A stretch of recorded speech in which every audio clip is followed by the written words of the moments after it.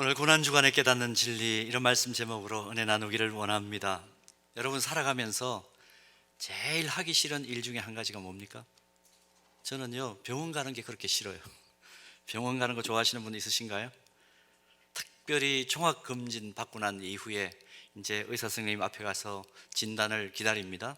어디가 좋고 어디가 안 좋고 그 얘기를 하시겠죠. 근데 그때 심판대 앞에 서 있는 것 같아요. 그런 느낌 받으시죠? 그런데 이렇게 가기 싫은 병원, 조금이라도 몸에 이상이 오면 어떻게 해야 됩니까? 갈 수밖에 없습니다. 이유는 살기 위해서. 살기 위해서. 이 사실을 영적인 영역에 한번 적용해 볼까요? 가만히 보면 우리 영혼을 가진 인간이 영적인 피조물임에도 불구하고 제일 싫어하는 게 뭘까? 하나님 앞에 나아오는 것을 싫어합니다.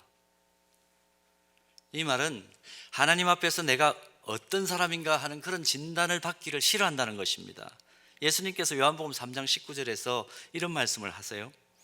그 정죄는 이것이니 곧 빛이 세상에 왔으되 사람들이 자기 행위가 악함으로 빛보다 뭘 더 사랑한다고요?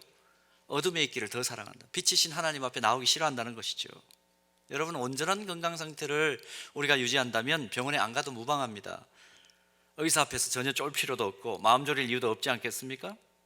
그런데 만에 하나 뭐가 좀 좋지 않은 것 같다, 그런 느낌이 들면 그 불안감 때문에 병원 가서 진단받기가 굉장히 마음에 두려워지는 거죠.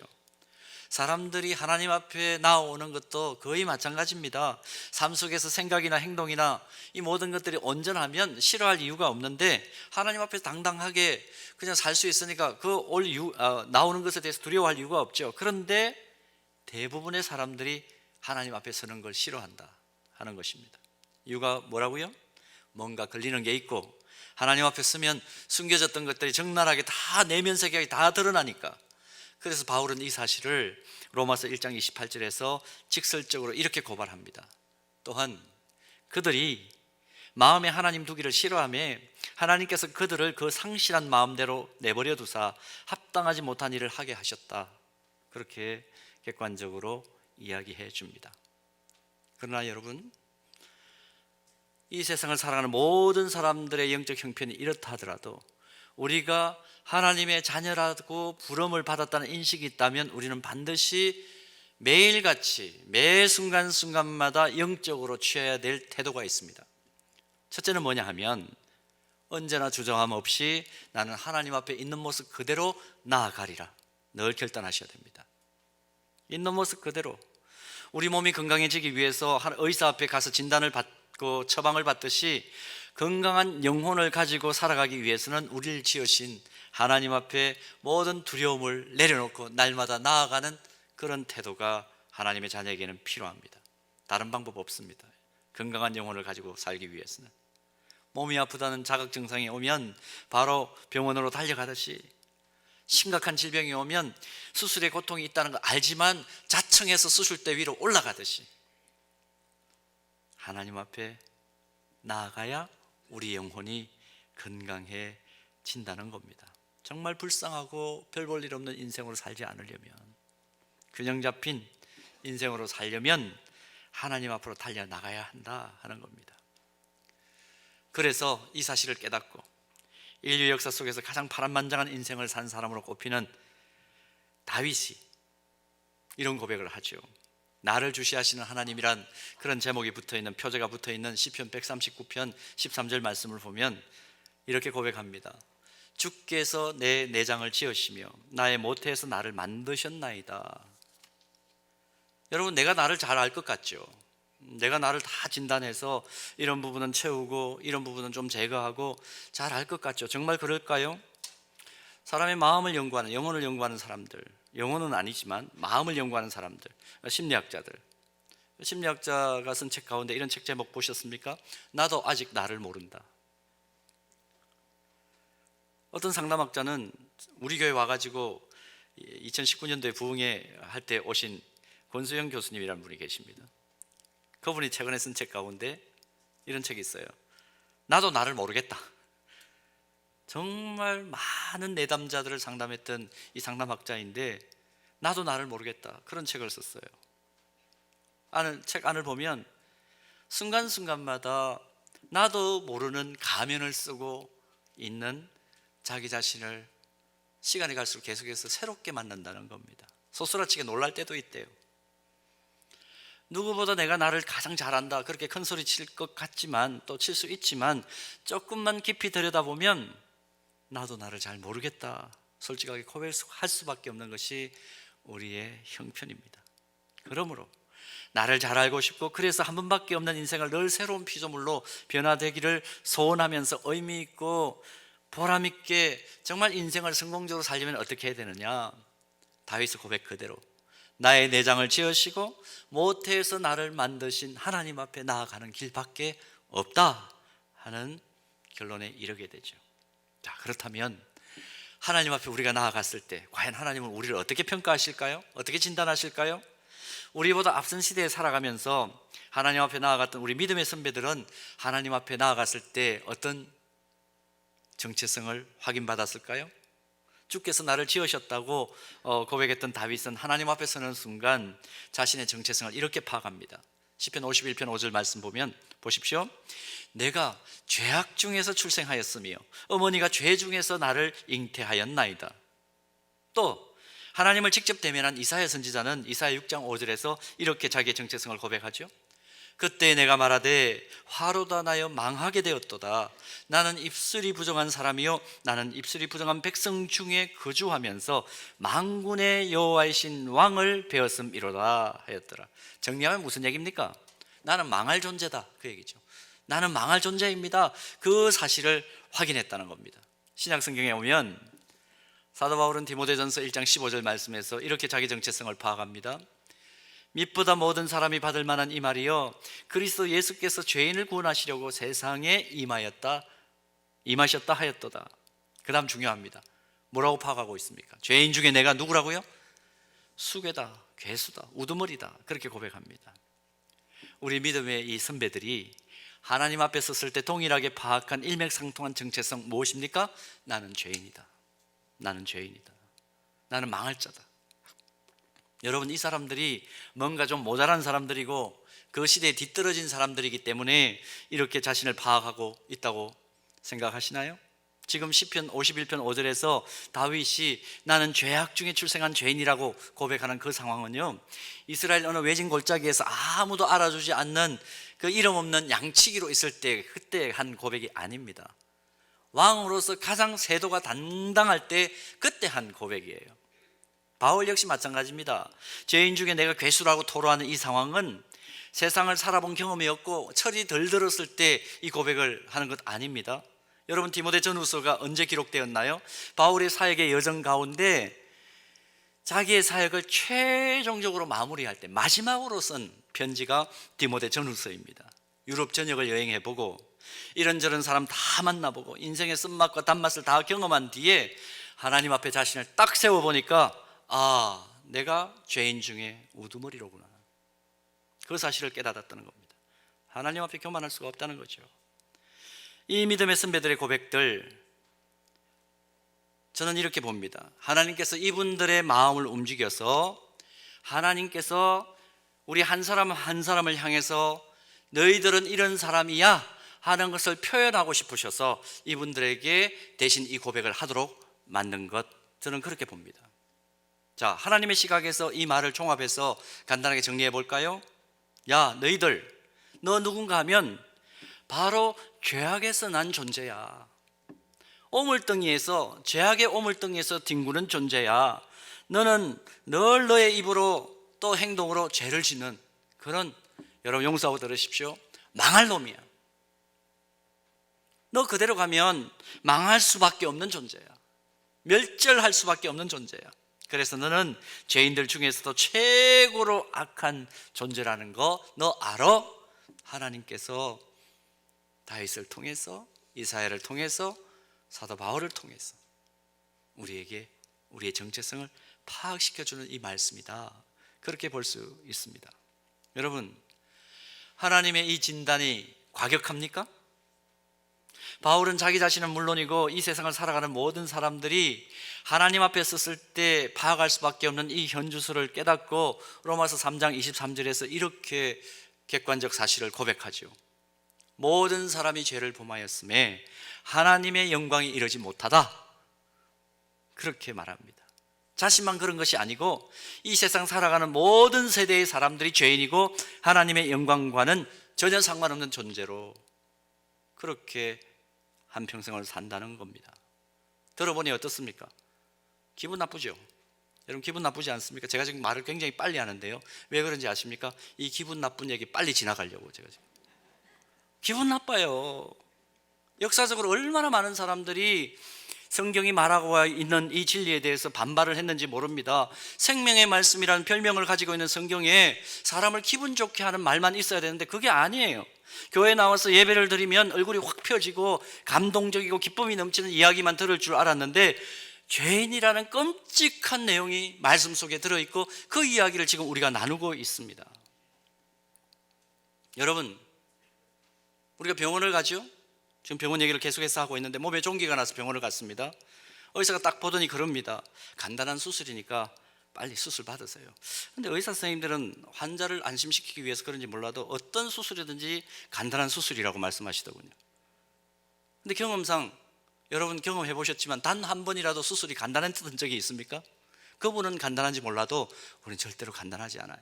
그러나 간단하지 않는 것 알지만 진단이 그렇게 나오면 어떻게 합니까? 순종할 수밖에 없죠. 살려면 순종할 수밖에 없죠. 그 의사의 권위 때문입니다. 우리를 지으신 하나님께서 우리를 딱 보시고 애들로 표현하지 않으시고 직설적으로 너는 죄인이야. 근데 사람들은 자꾸 나는 아니라고 우깁니다. 우긴다고 사실이 없어지는 것도 아닌데 기분 나쁘니까 계속 우기는 거죠. 여러분, 오늘 우리가 종료주의를 맞이해서 너는 죄인이다, 그렇기 때문에 이 죄 문제 해결하지 않으면 안 된다, 이 하나님의 직설적인 판단이 어떻게 들리십니까? 아멘, 그렇습니다. 당연한 일입니다. 저는 죽어 마땅한 그런 죄인입니다.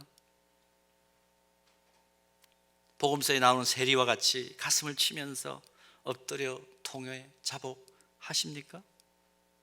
마음의 동의가 잘 안 되시죠? 정치권에 이런 일이 있었다 그래요. 풍문입니다. 한 시민이 장난삼아서 유명 정치인 20명에게 아주 짤막한 메시지를 동시에 보냈습니다. 그런데 그 메시지를 받았던 정치인들이 어느 순간 사라져버렸대요. 메시지 내용이 뭐냐 하면 모든 것이 들통났으니 속히 피신하시기 바람. 딱 그 짧은 메시지를 받고 정치인들이 다 피해버렸다. 나타나지를 않더라. 풍문입니다. 풍문. 과거 행적에 자유로운 사람이 어디 있습니까 지금?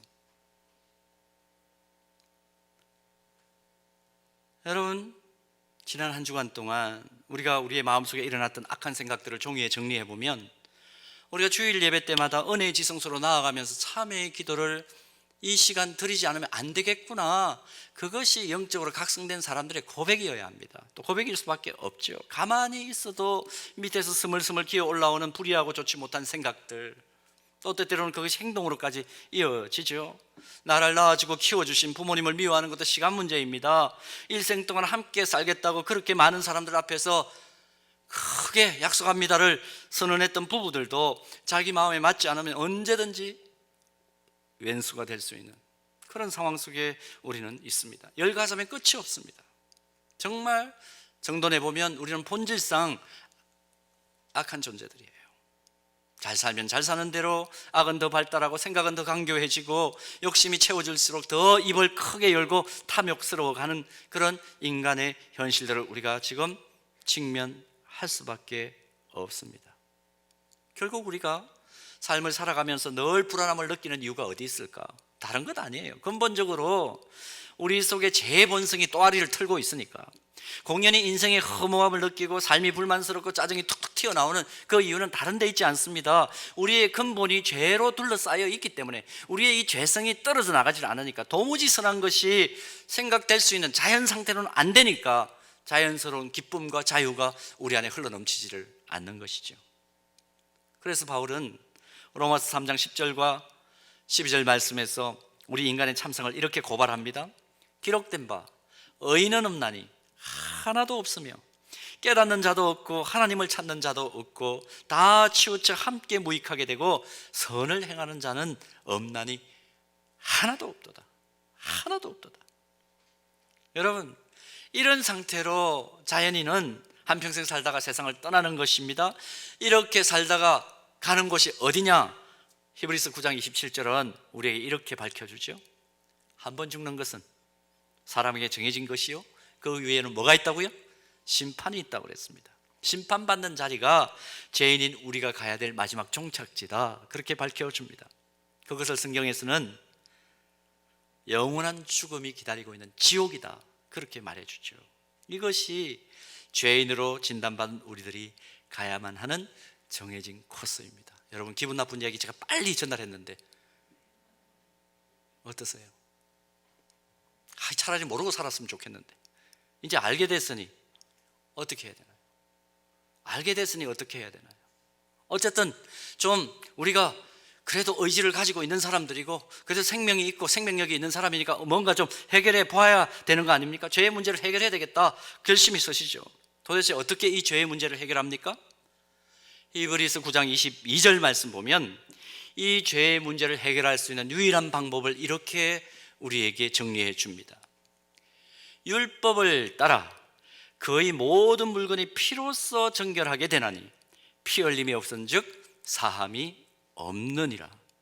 누군가 우리의 죄의 문제를 해결하려면 누군가 피를 흘려야 되는데, 아니면 내 피를 흘리든지 아니면 누군가 피를 흘려야 되는데, 도대체 이 피를 누가 흘릴 것인가? 근데 이 인간들을 가만히 보니까 인간들이 자발적으로 자기 피를 흘릴 것 같지는 않아요. 하나님께서 고민하십니다. 생각을 하십니다. 생각 중에 생각으로 떨어진 결론이 뭡니까? 아휴, 내 아들을 보내야 되겠다. 저거 저대로 두면 결국은 종착지가 멸망의 구렁텅이니까 내가 그래도 내가 사랑하는 하나님의 자녀들, 내 자녀들인데 내가 저거 그대로 볼 수 없잖아. 우리 아들을 보내야 되겠다. 그래서 오늘 본문 로마서 5장 8절에서 9절 말씀은 이렇게 기록하고 있습니다. 우리가 아직 죄인 되었을 때에 그리스도께서 우리를 위하여 죽으심으로 하나님께서 우리에 대한 자기의 사랑을 확정하셨느니라. 여러분, 이 말씀이 이해가 되세요? 9절 보세요. 그러면 이제 우리가 그의 피로 말미암아 의롭다 하심을 받았으니 더욱 그로 말미암아 진노하심에서 구원을 받을 것이니라. 여러분, 고난주간을 앞두고 다시 한번 이 말씀에 푹 빠져보시기를 바랍니다. 하나님께서 우리에게 주신 죄의 해결책은 하나밖에 없는 자기 아들을 이 땅에 보내셔서 십자가 위에서 물과 피를 다 쏟으시면서까지 죽음을 맞이하도록 내어주신 것, 그 피가 아니면, 그 보혈의 권능이 아니면 저 사람들은 소망이 없다. 그래서 주님을 십자가에, 그 독생자를 십자가에 매다시고 우리에게 구원의 은총을 허락해 주신 겁니다. 어느 목사님은 주님이 지신 이 십자가에 대해서 이렇게 말합니다.